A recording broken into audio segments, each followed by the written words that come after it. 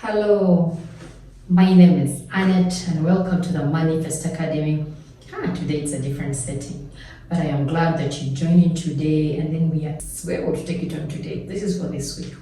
Now, this week I want to talk about the carnal man because I feel like we're all affected by this carnal man. I feel like there's a way the carnal man affects us, and carnal man is it's a condition of being under the power of the flesh. It's just a condition. It's not a permanent thing. Although it is also true there's some people who are always carnal, that it's for them everything they do is influenced by the flesh. There is nothing they can do that they are doing like out of the spirit. And out of the spirit, like if you're not, the opposite of carnal is also spiritual. In spiritual, it says may it mean faith. It means faith, people who walk by faith and not by sight. And now carnal, you will see that carnal is it's just doing things with your senses, like your five senses, but seeing, hearing, smelling, tasting, and touching. Yes, feeling, yeah, touching. So those are the five senses that we have. Now, certain people cannot operate beyond their five senses, but I want to tell you that there's another sense which could be like the sixth sense. And now that sixth sense is the one that puts you out of the carnal man. Now if you're going to do more research, I was reading sometime a book by Trump. What's the title? I have forgotten. But this book, you realize he was talking about how he made it. And then he was saying that the guts, yes, he actually called it the guts. There is that other thing, your guts have to speak it. Sometimes in certain decisions that you need to make, you need to follow your guts. Now they call them guts, but now that is the spiritual bit of it, where you just feel and you know that this thing is right. You just feel and you know this is it. Like they will ask you to explain it. Honestly, you cannot explain it. You cannot explain it.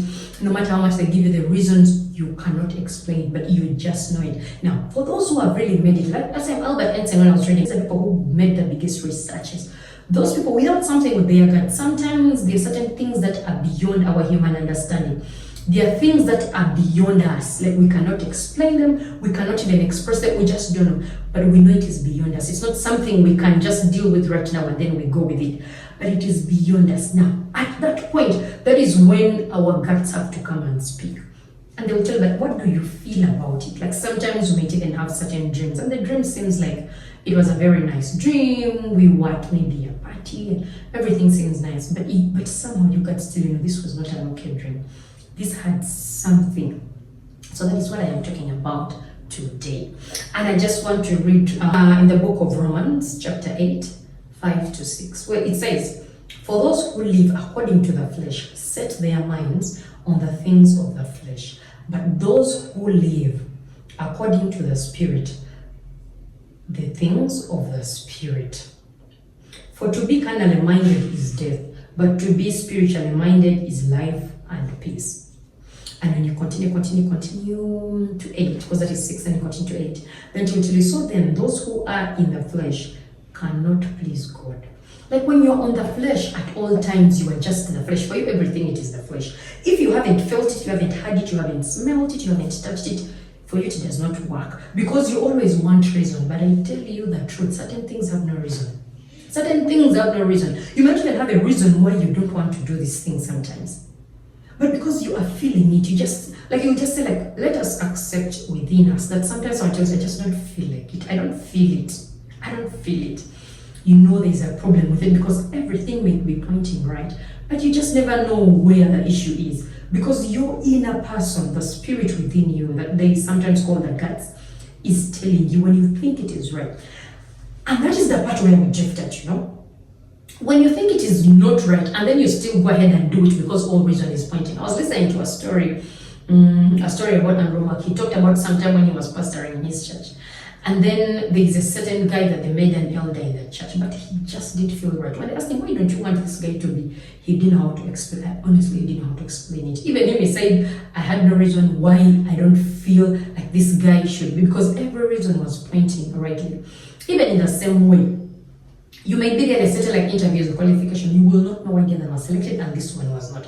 This one has all the qualification, has every other thing, but they just didn't feel it right.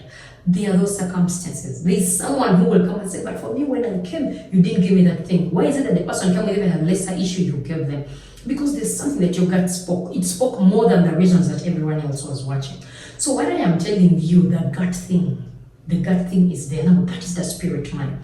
The spirit man within. But if you follow things only carnally, things will not reproduce as you ought to reproduce. So in that way, you need to check it and check it very, very well. Like just yesterday, I was listening to my pastor. He was teaching, and he was saying that the things, like if we look at the parts of our lives and those things that we are struggling with, like when we focus on them and look at those parts that we are struggling with, which we find that we are having challenges there, maybe finances, maybe marriage, maybe education, whatever it is, business and all that, and then we end up making them even prayer requests. Then that means we are failing at that thing.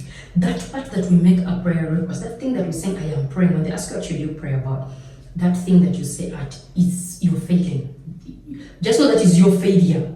Like when they look at what things have I failed at, those things that you have made, the things that we fail to do, or the things that we fail to make, are the things that end up turning into our prayer requests. Because we feel we cannot do them again, so we need the intervention of God. But God has already intervened. So you just have to do it. Maybe you need to read the right book. In my group at the mom chat, there was something that my colleague Gloria shared. She said that if you don't have, like, I think, and it disturbed people, like if you have 1 million, I think, on your mobile money account, like if you have less than 1 million on your mobile account, I think you need to do what? But there's something you need to do. But then if you have less than 100,000 on your mobile money account, then there's a book that you need to read. Meaning there's something you have not done. So how do we overcome this carnal man within us? Oh, the story of Andrew Womack and the guy that he was supposed, the one he was refusing, we didn't know reason. This guy ended up to be like accusing him of things he even never did. And somehow he just said, I knew it. Like I didn't know how to place my finger on what, but I knew this guy is just not the right person. Because he ended up turning into something else. It's not something that you have to see everything, but somehow you will know that this thing is not going to work. Usually, they may overpower you because you don't have any reasons. They'll say this person is just envious about them, but that's not the case. You just can't explain the situation. So usually you give in. But basically, how can we overcome our carnal nature? Our carnal nature, we can't overcome it.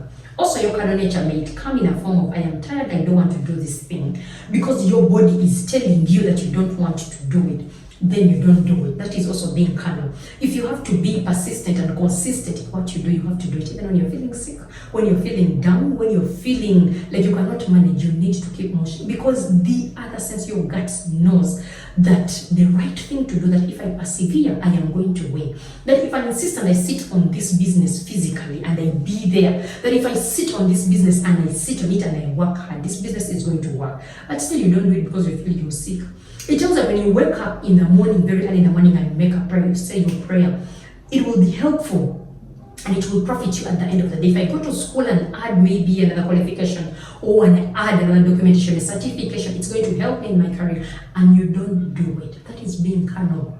Because a carnal man is someone who goes by the flesh of, now I'm feeling tired, oh, I don't have money. You're going by what you're seeing, you don't have money. Take that step and then the other things are going to follow. So you just have to keep moving and moving and moving. So today it wasn't too much. I just thought about the carnal man, and then I felt like we should share today. Please subscribe to the channel, to the Manifest Academy, so that we can share even more. Have a lovely, lovely evening. Bye-bye.